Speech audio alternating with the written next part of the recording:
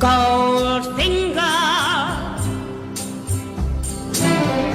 He's the man with the Midas touch. Do you expect me to talk? No, Mr. Bond, I expect you to die.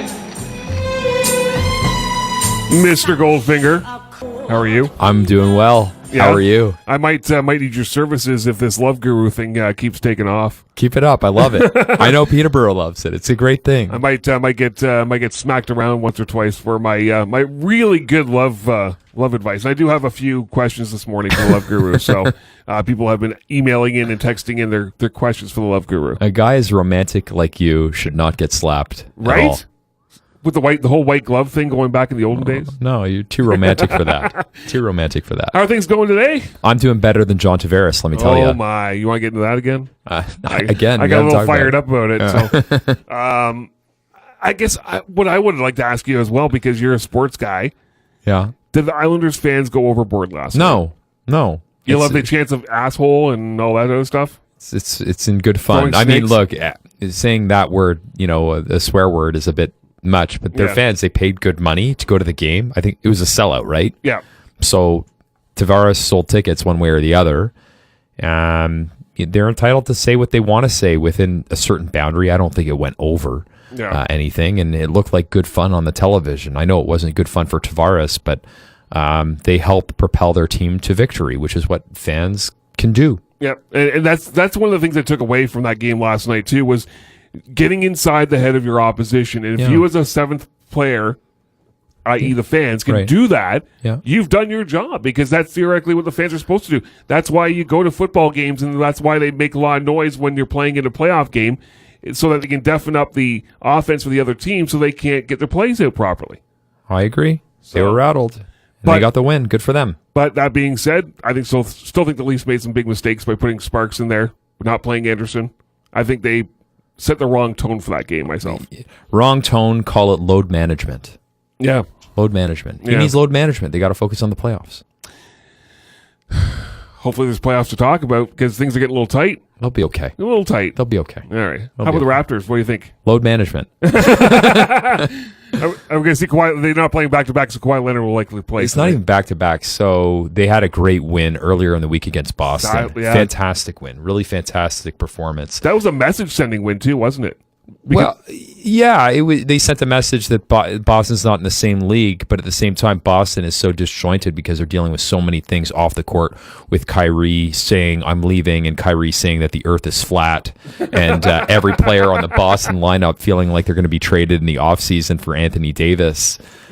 So they're dealing with a lot of stuff, but Toronto, watching them play against Boston was very comforting, because they actually looked like a cohesive team.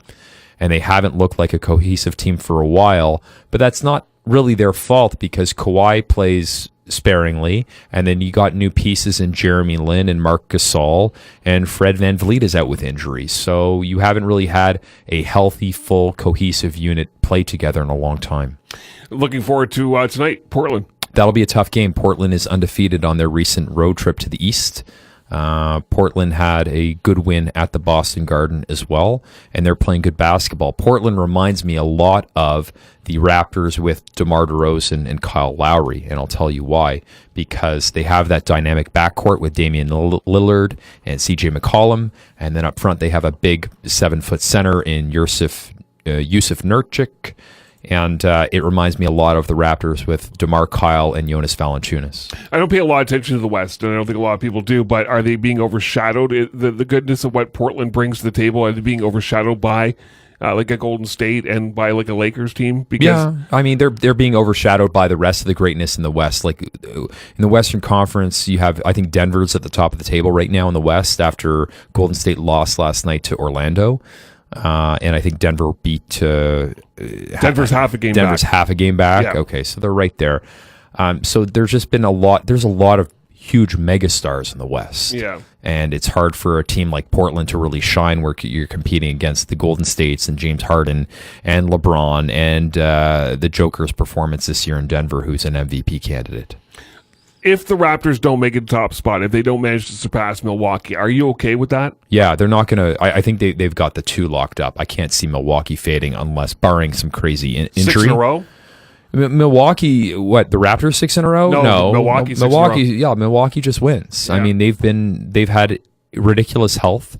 They have ridiculous depth, and I don't see Milwaukee slipping at all. Am I okay with them in the 2 slot? Yeah, I'm fine with them in the 2 slot. I'm fine with them in the 3 or even the 4 slot, as long as they go into the playoffs healthy and everyone on the same page. I'm fine with that. That's what they're playing for. It's the playoffs, and it's been very clear by this load management regiment of Kawhi Leonard. Yeah, and it's post-trade. Are you okay with how, post-trade deadline, I should say, are you okay with how everything's sort of playing itself out? I want to give you a load management anecdote. Okay. I saw a great Valentine's Day card, and it was a picture of Kawhi Leonard, and it said to blank, from blank, with a picture of Kawhi, and it said, "You could manage my load any day." So I love that. Just wanted to share it with you. Yeah, I like it. Yeah. Am I okay with the Raptors on a go-forward basis? They have to work really hard between now and the playoffs to get everyone on the same page. Continuity is very important, and chemistry is very important. And when you have Kawhi playing sparingly and Jeremy Lin and Marc Gasol, who are both new to the organization, and who are going to be very important pieces on a go-forward basis for the playoffs, everyone's got to be on the same page. And I see this as a big push for team chemistry now. And that's one of the interesting things, too, because I'll go back to the Leafs, for example, at their trade deadline, and Kyle Dubas came out and said we didn't want to make too many big trades like Columbus did, for example. Right. You look at teams like Tampa Bay, for example, made no moves. Right. Boston made a couple of minor moves, but you don't want to make complete utter changes to your complete lineup that's going to completely change the face of your organization, because then you're basically starting all over for the most part, because you're bringing all these new guys in that you got to teach them your systems, and how long does it take before you teach a guy the system that you're playing under? It's a good point, but I'm going to tell you how you speed it up. Every team needs a team social coordinator, and that person's job is a party planner to plan bingo night, bowling night, whatever it is, video game night. And that's what I feel like maybe, the Raptors need, or any of these teams that make a big move in around the deadline. They all need to go out and have a good time, nice and clean, go bowling, and get everyone kind of acquainted with each other. Wait, what kind of game do you think Kawhi Leonard throws? What kind of bowling? Yeah. Oh my gosh, I don't want to do anything with Kawhi. Have you ever met a more uncharismatic and unlikable megastar in your life? Yeah, his name's Jordan Mercier. Jordan's very likable. He's very likable. Kawhi, though, I mean, the man, he's on my team, the Raptors. He's so robotic. He's so monotonous. I mean, I find him pretty hard to like. On the court, if he performs, great, you're cheering for him. But everything off the court and everything he says, you're just like, wow, you are incredibly dry. Yeah, you're a boring individual. Almost like a hockey player. Oh, stop it now. Get over it. Come on now. Brian Goldfinger of Goldfinger Personal Injury Law as well. We'll get some legal stuff here coming up too. But let's go back even a week past with DeMar coming back. What was your take on that? Obviously, certainly a complete difference between DeMar coming back to Toronto and John Tavares going to Long Island last night. Yeah, he got a great reception from the crowd. And could the game have ended in an any more crueler way to DeMar? So to give the listeners an idea, last possession of the game, DeMar has the ball. He can win the game. He's dribbling the ball up the court when it's stolen by his best friend, Kyle Lowry. Tips it to Kawhi Leonard, the guy he's traded for. Kawhi dunks it. Game over. Raptors win. Yeah. Shakespearean ending, Shakespearean tragedy for DeMar. It really hurt me, and I really wanted to see DeMar pull it out and win the game. Again, the Raptors are in action tonight against Portland, 8 o'clock start. Yeah. Another late one. Late one. Getting a little too old for these late games. Well, you're the love doctor. You got I need my rest. Yeah, exactly. This is the Regulars Talk Sports Radio Extra 9.5. Of course, Brian Goldfinger of Goldfinger Personal Injury Law. So, as we talked about, if they finish second behind Milwaukee, you're okay with that? Yeah, perfectly fine with that. It just sets up a better matchup, I guess, in the playoffs anyway, right? Perhaps you'll see the way the cookie crumbles. They're set up right now for the playoffs, and so long as they're on the right page, they'll be okay. Is there a surprise anywhere in the standings right now that you're going, wow, what are you doing there?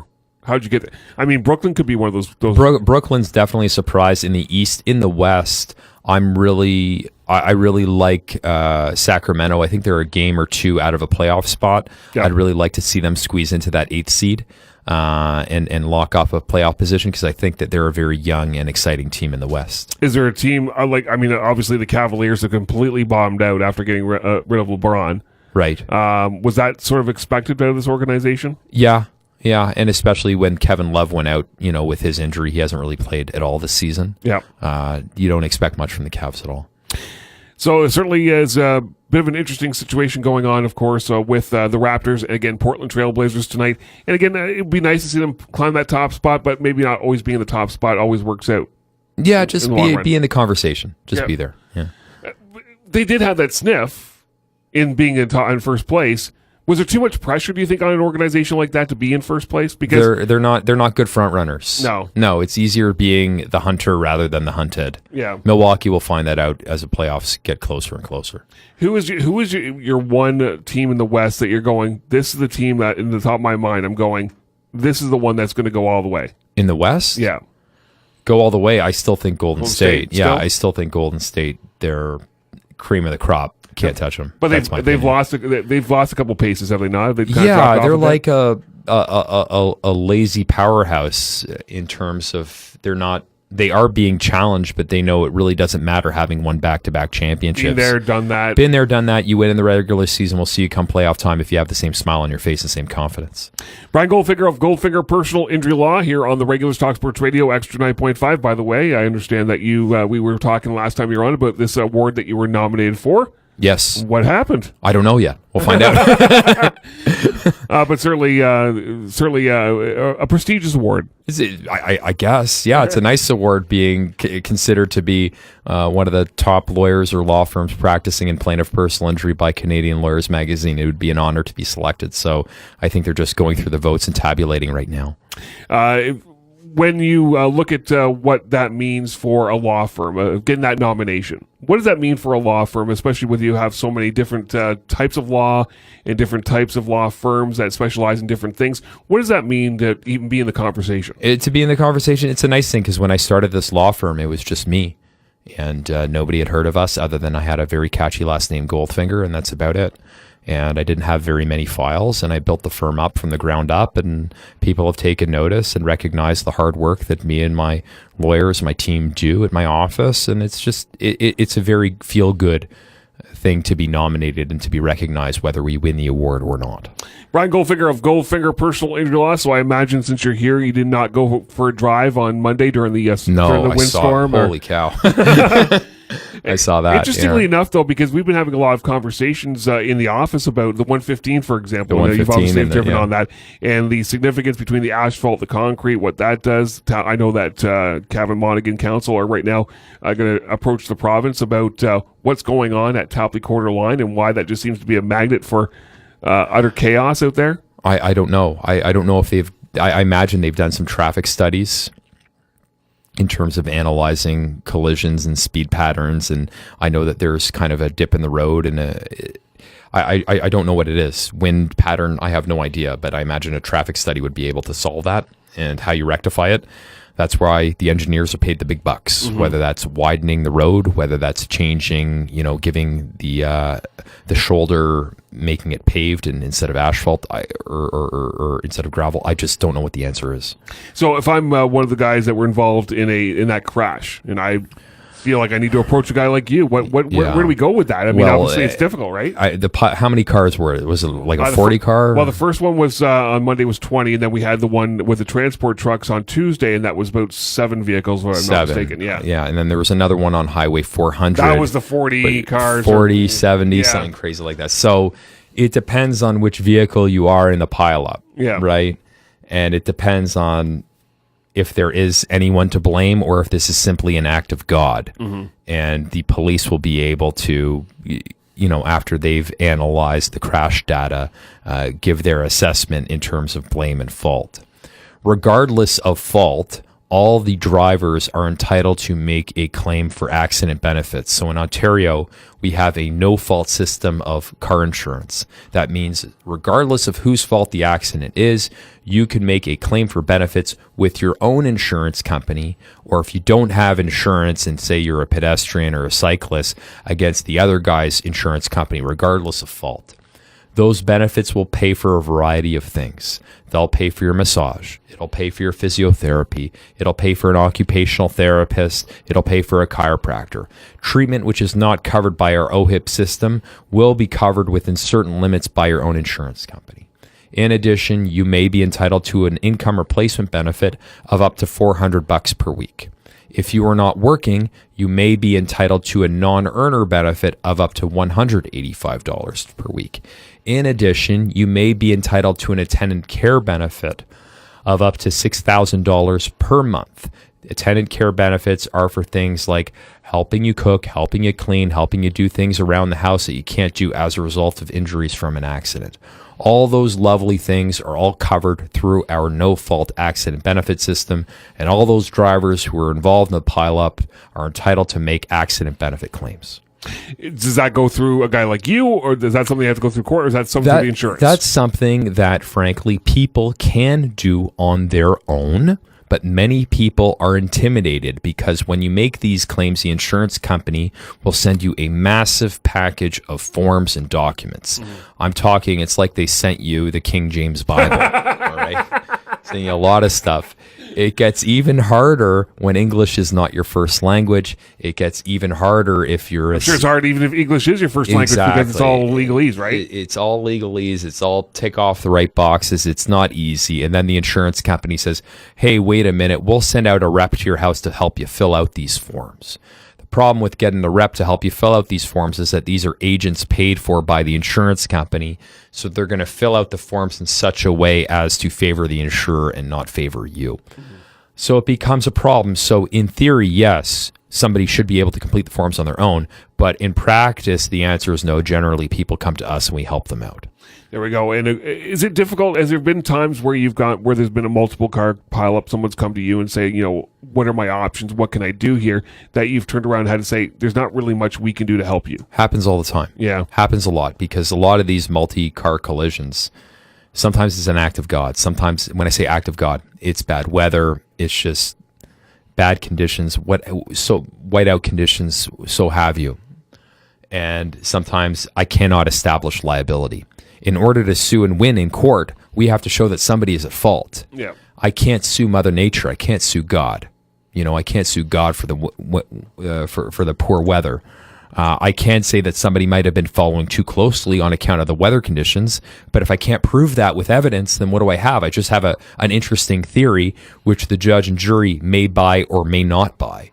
And if they don't buy that theory, then the case is a loser. Yeah. So you could have sustained the worst injuries in the world, but if we can't establish liability, we got a problem with the case. If the investigation continues and officers go, okay, well, we've determined that this person was texting at the time when this happened, does that change the story? Yeah, we got a case. Yeah. Because but for the person texting or perhaps not paying proper attention to the road, we'll put it that way, the accidents and the chain of events would not have happened, then we have a case. Does speed also play an issue on this? So if someone's, because you're talking about act of God, but if I'm driving like a moron in a snowstorm in 100-kilometer-an-hour winds, and police determine that my reckless driving resulted in me spinning out and causing this controversy, does that also play a favor? Then the moron must pay.